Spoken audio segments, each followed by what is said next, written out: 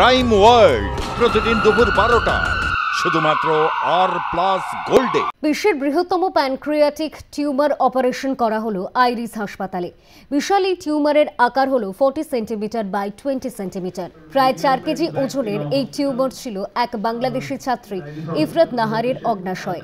বিশাল এই টিউমারকে বিরল বলছেন ডাক্তার শুদ্ধ সত্য সেন। দ্রুত সুস্থ জীবনে ফিরিয়ে দেওয়ার জন্য আইরিস হাসপাতালকে কৃতজ্ঞতা জানালেন বছর 23-এর ছাত্রী ইফরাত নাহার লামিয়া। আমার ওখান থেকে বলেছিল যে আমার প্যানক্রিয়াসে একটা টিউমার আছে, ওটা বের করতে হবে, আর অনেক জটিলতা আছে সাথে।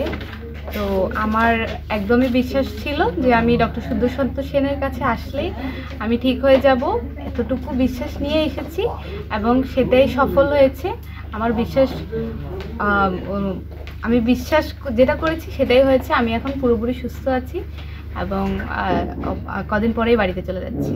ভীষণ ক্রিটিক্যাল ছিল, তার কারণ হচ্ছে 40/20 সেন্টিমিটার একটা pancreatic cancer, the largest probably ever recorded in the world. একগুচ্ছ অর্গান ধরেছিল, সেখান থেকে international patient, young patient, risk আরও হাই, প্রেশার অফ পারফরমেন্স আরও হাই।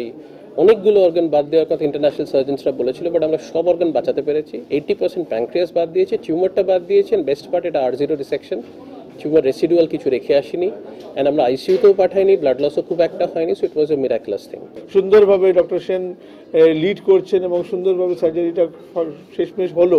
কিন্তু তারপরে সবচেয়ে ইন্টারেস্টিং এবং ইম্পর্টেন্ট যে পার্ট, সেটা হলো অপারেশনটা হয়ে যাওয়ার প্রায় 2 মাস পর আমরা কিন্তু পৃথিবীকে জানাচ্ছি যে না, অপারেশনটা হয়েছিল এবং এটা হলো ওয়ার্ল্ডসের লার্জেস্ট প্যানক্রিয়াটিক টিউমার সার্জারি।